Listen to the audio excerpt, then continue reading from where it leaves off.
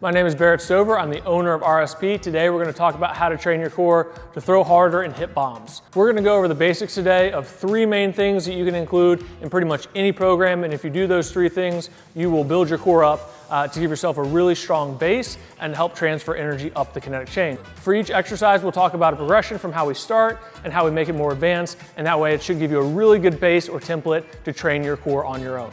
The first thing we're going to start with here is a front plank saw. The idea here is that we're training anti-back extension. So we're going to stay as stiff as possible. You see Zach doing a really good job here, completely flat through the low back. He's going to slide back as far as he can until he feels like he's going to dip, and then forward from there. So he's maintaining that position the whole time. The idea is if there was a leveler across his pelvis going perpendicular to his body, it would stay level the entire time.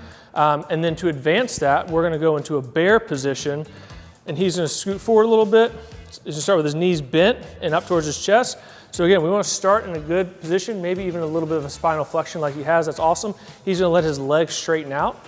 And then as he drifts backwards, he's actually going to drop his belly button down some. He's going to bring it back up and bring his knees back into his chest. When we're playing any type of sport or doing anything, especially like throwing a baseball, we're going to end up in an extended position in the low back. So we don't want to totally avoid that position, but we also don't want to train people into that position that are constantly stuck in that posture.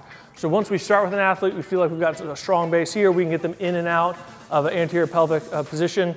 Then we'll go to something where we're actually elongating that motion and teaching them and training them how they actually would perform in a sport. So we're going to have the same idea with the oblique, and we're actually probably going to work on elongating this even more.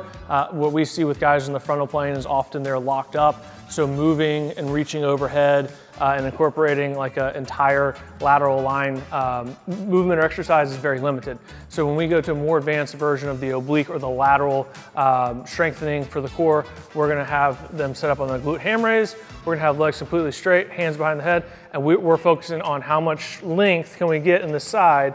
So really from his ankle bone through his shoulder, and then he's going to crunch up through there, contract on the front side of his rib cage, and back down. So you'll feel a huge stretch as you go down here, all the way through the side, back up, crunch there. This is, again, more advanced. It's really hard, and if you haven't done them in a while, it'll certainly make you sore.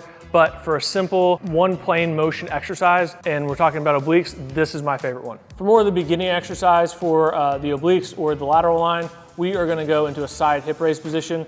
Very simple, you can do this anywhere, really like this one. We're gonna start with the hips up. We're gonna control yourself on the way down, tap your hip to the ground and go right back up. So again, we are getting some eccentric motion here and really focusing on the elongating of the muscle, so the eccentric motion of the exercise here, but it's a very controlled position and we're not getting that big of a range of motion. So it's a really good way to take someone from a static position into a little bit of more of a stretch through obliques, where they're able to be in a controlled environment, but take them outside as something different besides a normal side plank. For the rotational movement, we love the wide stance, straight arm rope rotations with the cable. Pretty much like we talked about, legs locked out, arms completely locked out. We want to feel like we're rotating the torso. So if you look at me, the S on my chest, I want that moving as much as possible. So we're going to lock our arms out here. We're going to keep our hips still, and we're going to rotate that torso as much as we can. See, Zach does an awesome job of keeping this hip back, going really far to the left of this torso rotation, and then controlling it all the way back in. So he's not stopping short, going back in, and he's getting that full range of motion out while keeping that hip still and controlling the motion the whole time. So we're getting a ton of separation here. It's a very simple exercise to do correctly, and again, you don't need much equipment. So if you're looking to add some rotation into your core exercises, which you definitely should be, this is a great place to start. So if you're training for any sport, it really doesn't matter what it is, but it's even more important when you're talking about something like golf and baseball, rotational-based sports.